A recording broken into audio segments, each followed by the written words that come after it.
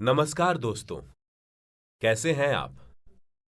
मैं आपका कहानी दोस्त आज आपके लिए लेकर आया हूं एक नई कहानी जिसका नाम है पेड़ों की हड़ताल। तो आइए सुनते हैं। वह एक गुनगुनी सुबह थी। ठंड का मौसम आने ही वाला था। उस सुबह जंगल में सभी पशु पक्षी जग तो गए थे, लेकिन कहीं शोर या चहचहाहट नहीं थी। बिल्कुल सन्नाटा पसरा हुआ था।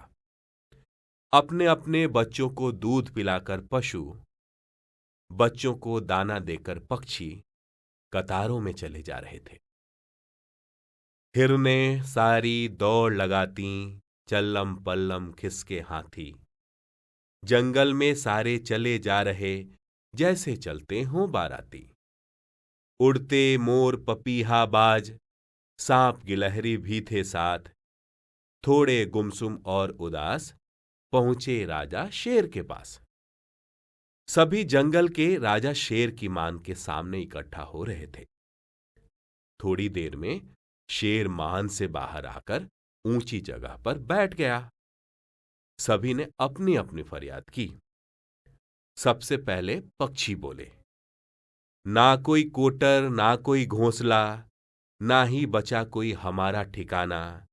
बिखेर दिए तिनके, फोड़ दिए अंडे, हड़ताल करेंगे ऐसा पेड़ों ने ठाना। फिर जानवरों ने अपनी परेशानी साझा की। ना किसी को फल मिलेगा, ना ही कोई भोजन। ऐलान करा रहा जंगल में पेड़ों का राजा पब्बन। बात सच थी। जानवरों के पास न तो खाने के लिए भोजन था, न ही रहने के लिए घर। पक्षियों के तो सारे घोंसले गिराए जा चुके थे। गिलहरियों को भी कोटरों से बेघर कर दिया गया था। यहां तक कि जानवरों के पेड़ की छाया में बैठने तक की मनाही थी। ऐसा इसलिए था क्योंकि पेड़ों की हड़ताल शुरू हो चुकी थी। राजा पब्बन ने ऐलान किया था, ना कोई हमको पानी देता, ना कोई करता रखवाली। फल तोड़ सभी यूं ले जाते, बस बहुत हो गई मनमानी। आज से सारे फल हमारे लिए और छायाएं भी हमारी होंगी। जंगल से हम, हमसे जंगल, दूसरा कोई क्यों दे दखल। हर कोटर हर घोंसले पर ताले लगा दो। हर कोटर हर घोंसले पर ताले लगा दो।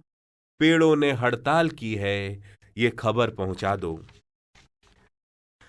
राजा पब्बन के ऐलान की खबर जंगल के हर घर में थी। पेड़ों से जब घोंसले गिराए जाने लगे, कोटरों को खाली कराया जाने लगा, पेड़ की छाया में पशुओं को बैठने से रोक दिया गया, तब सभी को लगा समस्या तो गंभीर है। राजा शेर आंखें मूंदे सभी की फरियाद सुनता रहा, एक एक पशु पक्षी की फरियाद। राजा ने जब सुनी कहानी, हुई उसे हैरानी। क्या पेड़ भी ऐसा कर सकते हैं? ये तो बड़ी परेशानी। फिर देर तक वह सोचता रहा, दूर आसमान को देखता रहा। तभी एक विचार उसके मन में आया। अपने दोस्त चकमक को संदेशा भिजवाया, चले आओ ए दोस्त, मुसीबत है भारी। पेड़ों ने शायद तोड़ ली है हमसे यारी। चकमक राजा शेर का दोस्त सच्चा, था वो एक जादूगर, नीलगाय का बच्चा। राजा को भरोसा था जादूगर इस समस्या का समाधान करेगा। कोई अगर मगर न की उसने, चला आया राजा शेर से मिलने। कोई अगर मगर न की उसने, चला आया राजा शेर से मिलने। जंगल की सभा में जब जादूगर आया, राजा शेर ने उसको सारा किस्सा सुनाया। जादूगर बोला, अगड़म बगड़म पकड़म पू, मैं जादूगर चकमक हूं। चिंता फिक्र को कर दो बाय, मेरे पास है एक उपाय। जादूगर ने फिर कलाई घुमाई, पतझड़ ऋतु दौड़ी चली आई। बोली, कहिए क्या हुक्म मेरे आका।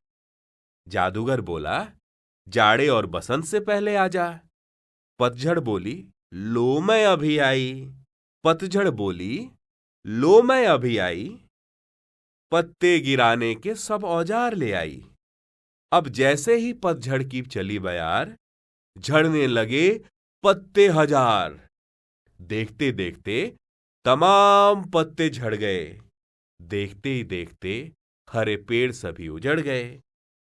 एक बात जो थी पेड़ों को समझानी, कैसे जियोगे जब नहीं मिलेंगे तुमको भोजन और पानी। तब राजा पब्बन समझ गया था अपनी ये नादानी। जंगल में रहकर नहीं चलेगी उनकी ये मनमानी। सारे पेड़ राजा पब्बन के पास फिर से फरियाद लेकर पहुंचे। हमें चाहिए पत्ते, हमें चाहिए पानी। आप ही कोई रास्ता सुझाओ, आप हैं इतने ज्ञानी। राजा पब्बन बोला, सारे जीव हमारे अपने थे, पर कोई हमारी नहीं सुनेगा। सारे जीव हमारे अपने थे, पर कोई हमारी नहीं सुनेगा। जादूगर के पास चलते हैं ना, वो ही हमारी मदद करेगा। राजा पब्बन सभी पेड़ों के साथ जादूगर के पास पहुंचा। जादूगर बोला, अगड़म बगड़म पकड़म पू, मैं जादूगर चकमक हूं। चिंता फिक्र को कर दो बाय, मेरे पास है एक उपाय। राजा पब्बन ने कहा, अपना जादू चलाओ भाई, मुसीबत दूर भगाओ भाई। जादूगर ने ही तो पतझड़ के रूप में मुसीबत को बुलाया था ना। वह झट से बोला, इसमें जादू की कोई जरूरत नहीं भाई, समाधान करेंगे हम मिलजुल कर भाई। फिर जादूगर ने अपने होठों को गोल किया और एक आवाज लगाई, ची ची चू चू चिक चिक चिक। सुनकर उसकी आवाज अनेक चिड़िया उड़ती चली आईं। उन्होंने बसंत का गीत गाया। बसंत राजा को नींद से जगाया। तब पेड़ों पर उगने लगे हरे हरे पत्ते, छोटे छोटे मोटे मोटे चटक रंगीले पत्ते। जादूगर ने सब जानवरों को आवाज लगाई। सब तालाब से पानी भर लाए, फिर पेड़ों को पानी देने लगे।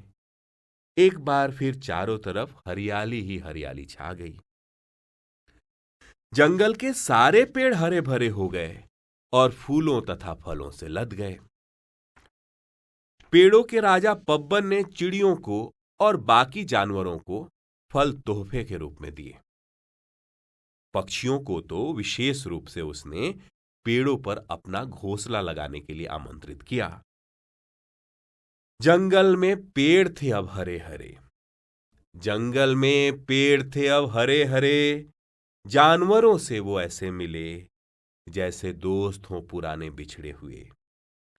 जादूगर को सभी पेड़ों और जानवरों ने मिलकर एक बहुत बड़ी छड़ी उपहार में दी, जिसे घुमा घुमा कर अब वह अलग अलग जंगलों में जादू दिखाता है।